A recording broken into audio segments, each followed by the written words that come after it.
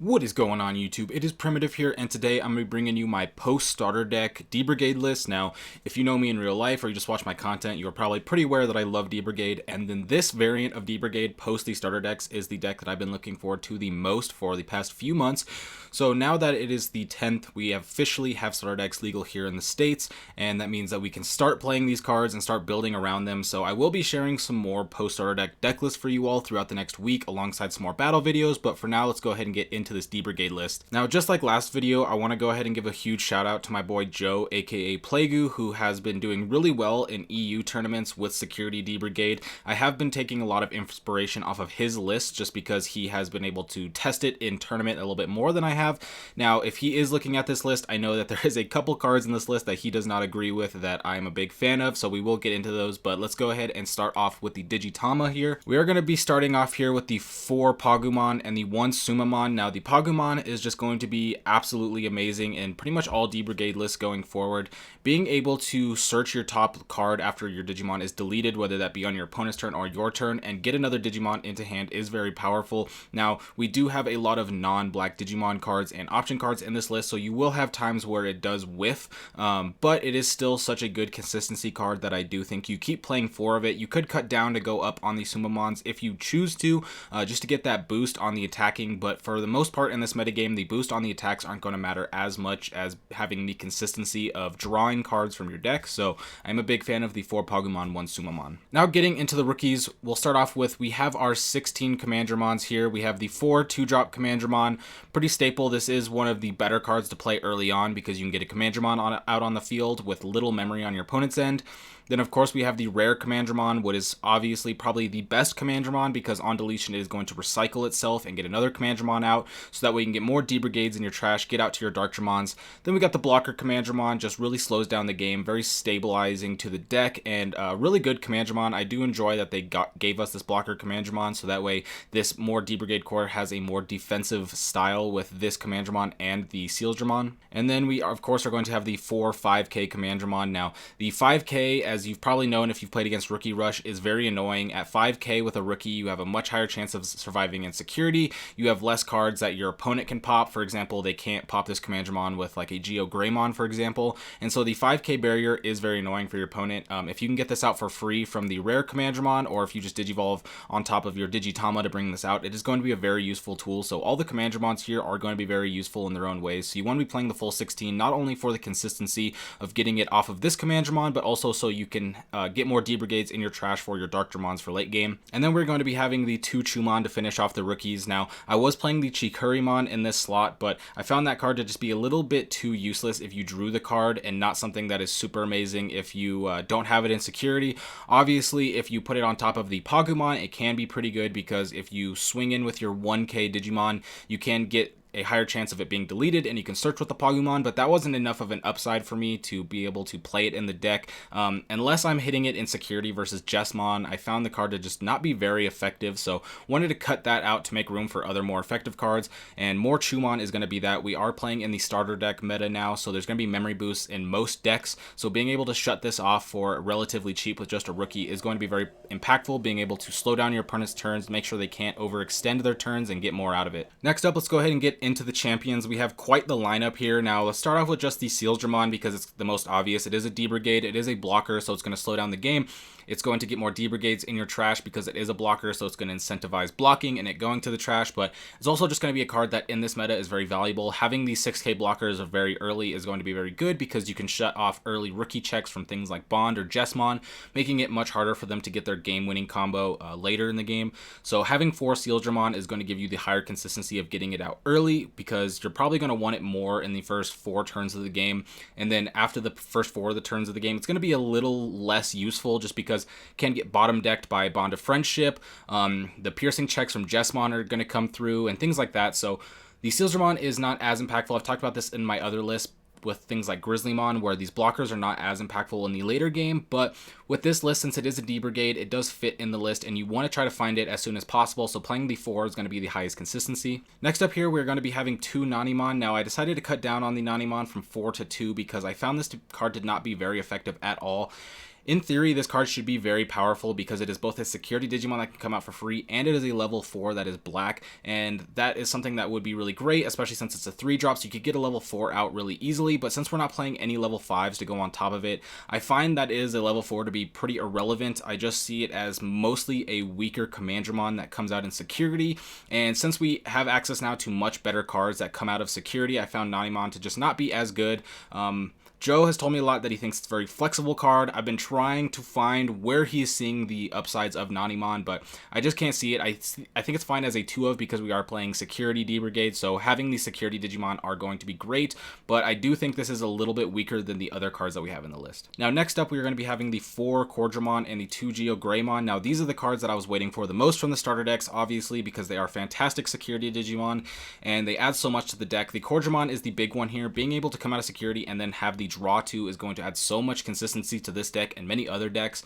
But in this deck, when you are playing the security style, being able to get this out, get an extra Digimon, and have it do something very effective in being draw 2 is going to be very good. And then the Geogreymon I found to be very good. I preferred to play these over the Nanimons. This is what I did cut the Nanimons for with the 2 Geogreymons, because in this metagame, let's say with the Bonds and the Jessmons, then they're going to have a lot of rookies out on board. So if they swing in and you hit the Geo, you can come out and you can pop a rookie, which is going to be very helpful in slowing down the game and making sure that they don't get those early checks in. And obviously both these are 6-drop champions to play, but since we are in a very highly memory gain metagame, playing things for 6 isn't going to be that big of a deal. You're probably going to be 3 or higher most of the time anyway, so even if you play it for 6, you're going to put your opponent at 3, which they're likely going to go to with their memory tamers anyway, so just hard playing these is fine, so they don't really clunk up too much, especially Cordramon. Cordramon is like the anti-clunk card because it just cycles so much. It's 1 card to draw 2, which in a lot of games would get the card banned, but in here it's just going to be very, very good. And then the Geos, like I said, are just really good at some board control, and they are a nice little security Digimon that I found a little bit more use out of than the Nanimons. Now I have the 3 Darkdramons here. In the old list, I was playing the 4 Darkdramon and the 4 Zwart Defeats here, but I decided to cut down on one of the Darkdramons instead of cutting down on one of the Zwart Defeats because I found them clunking up a lot, both these cards together, and I wasn't really able to have games long enough where I was going to be able to play multiple Darkdramons, so I found the Darkdramons to be a little bit too clunky. I've talked about this in my past D-Brigade list where I've always found the comfort in 3 Darkdramon, but in my previous security D-Brigade for BT6, I was playing the 4, but I have gone back to the 3. I find the 3 to be a little bit more consistent. The Zwarts don't have to go down because we are playing things like the Magnadramon here, and it is a security Digimon, so it is going to clunk a lot less. More often than not, you're not going to Digivolve on top of a Darkdramon more than once per game, so having the 4/4 is really irrelevant and just kind of clunks up. So I just decided to go down to the 3 Darkdramon here because I wanted the deck to be more consistent. I wanted to stop having so many cards in my hand that cost 13 or higher to play. I cut this down instead of these Zwarts just because, like I said, this is a security Digimon. It's going to be impactful more often because we are going to play things like Magnadramon, so you can get more cards into your security, but we are really maximizing on the security Digimon here. Next up, we got the 2 Magnadramon. Now, this is the card that I know that a lot of people who are playing this deck are probably not going to agree with. I don't see very many people playing the Magnadramon, just because it is a lot of memory to give your opponent in this metagame, but the thing is with this deck list, I feel like there's a lot of polarized matchups. Things like Bond of Friendship or Jessmon, if you don't get the cards that you need in security, you're going to go down anyway, and you're not really going to ever really get to the point where you play the Magnadramon. So this card is more for slower matchups like Security Control, even the Mirror Match, 3 Musketeers. All those decks are going to be a little bit slower, and you're going to be able to play cards like Magnadramon for little repercussion because their cards cost so much anyway, and so you're going to be able to recover up, get some more cards that are likely going to be security triggers into your security, and then you're going to be able to play those out. Now, since this is a security style list, like let's say Security Control is, where a lot of your action comes from security, you're going to need some way to recover up your security so that way you can get more things to happen on your opponent's turn. Magnadramon is really the only viable option I think that you can play. You could play things like Lucimon, I guess, because you will have a decent amount of cards in trash, or you could play even Promo Patamon to recover, or anything like that, but those cards are just going to be a little bit more clunky. The ability for Magnadramon to recover 2 and then be a big body that's going to be really hard for your opponent to get rid of is really nice, but like I said, in some matchups like Bond and Jessmon, you aren't going to really be using this card, so it can be a dead card, but for most matchups, Magnadramon's going to be really good, because like I said, this is a deck that plays from security. You want to be playing on your opponent's turn, and you want to be able to extend the game as much as possible so you can get your Commandromons in for game and stuff like that. So I find Magnagimon to be a very key card. Even though most lists aren't playing it, I do find this card to be basically staple in most matchups, but let me know how you feel about that. And then the 4 Zwarte we already kind of talked about this, so I won't go too deep into it. It is the best security Digimon in here, being that it is really big, it's hard for your opponent to get rid of, and when it has the on deletion effect, it does pop whatever your opponent has on the board. So once you get a Zwart on the board, it's very hard for your opponent to get rid of unless they have something like Kaida's Breath to bounce it back to your hand, or if you have multiple Digimon, they could play things like Rattlestar, but unless they're bouncing it back to your hand or to the bottom of your deck, it's not going to be very easy for your opponent to get rid of, and when they do, they're likely going to lose one of their Digimon. Next up, we're going to be having the 2 Dark Roars here. Now, this is a card that I was playing 3 of for a little bit because I had to go up in Dark Roars because people were starting to play more Mechanorimons, and decks that are playing 2 to 4 Mechanorimons almost basically hard countered this deck because there aren't very many things to get rid of it, and when you were playing just 1 Dark Roar, it was too inconsistent to find, so I had to bump up to 3. But now that we have the Cordramons, the consistency of draw and finding cards is much higher, so you can just play it at 2, but you do have to play the 2 Dark Roar in my opinion because the Mechanori count in most decks is going up, and it's only going to continue to go up now post starter deck, so you need a way to get over the Mechanorimon consistently. If they just hard play the Mechanorimon and don't Digivolve on top of it, and they have something else of a higher DP, that means both Ultimate Flare and Iron Fisted Onslaught can't hit it, so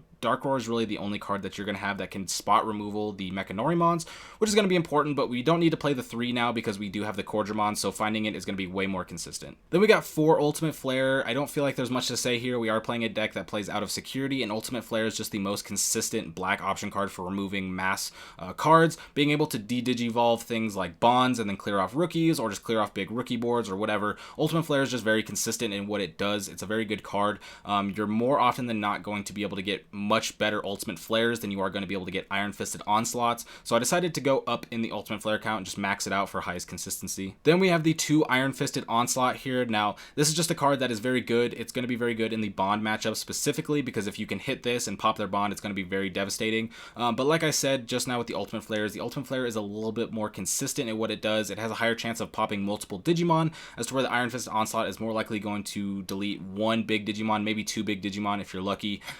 So I just brought it down to 2 for consistency so it doesn't clunk up as much, and just went up in the Ultimate Flare count instead. Now to finish off the list, we're gonna have the 2 Izzy and the 1 Izzy Joe. Now I would like to fit the 3rd Izzy in here just because this card is very good. Being able to rearrange your top cards before you do something like Magnagimon or Cordramon or your on deletion Commandramon here is going to up the consistency of the deck a lot because you're gonna be able to choose what you're getting in those scenarios. And so I do like the 3 Izzy there, but I do just like the Izzy and Joe enough to play this as a 1 of instead of playing the 3 Izzy Joe, because not only is this card going to potentially give you extra memory gain, which can be very important, especially now that we're playing the Cordramon and the Geogreymon, because those cost 6, so if you can go up to 5 automatically and your opponent doesn't have a memory tamer, you can play these and put them at 1, or it just gives you more extension on your plays, so you can play multiple rookies per turn, or you can play your Darkdramon and only put back 4 cards to the top instead of having to put back 5. So the 2 memory actually just helps you in a lot of different scenarios, as well as when you have your black Digimon delete on your opponent's turn, you can suspend it to draw cards, so it is once again a consistency card, and I'm all about consistency, so having this type of card is something that I really look to play. Like I said, I would like to play more of this, and I would like to play more of the regular Izzy just because they are good consistency cards, but you can only fit so many in here, so I've decided to go with the 2 memory tamers and then the 1 Izzy Joe. You could change this if you feel this a little bit different. I don't think these are super crucial of having to play this 2-1. You could play this 2 and 1 here, but just keep in mind that the Izzy, the regular memory tamer Izzy, is going to be very, very important in this list because of Darkdramon. Darkdramon is going to cost at least 3 to play if you return all 5, because you will return 5 D-Brigade back to the top of your deck, gain 10 memory, and then effectively play the Darkdramon for 3. And if you're getting choked each turn, you're never going to have the opportunity to go for your game-winning Darkdramon, so by having Izzy, you're always going to be guaranteed to have 3. So if you do try to cut down an Izzy, keep that in mind that this card is very important, but Izzy Joe is a very great memory source in itself and a consistency card. But that is going to be this deck list for today. I hope you enjoyed. This is a deck list that you will be seeing multiple times on the channel, I'm sure, because I'm going to be playing it a bunch. Like I said, I've been anticipating this deck very highly, so I want to get as many games in as possible with it. But if you are interested in getting the TTS code or having a backup picture of this deck list, be sure to join the Discord, because by the time this video goes up, I will have this deck list posted in there as well with the TTS code, so you can go ahead and test this deck out. But with that being said, I will see you next time for some more BT6 content. I hope you have a great day. Peace out.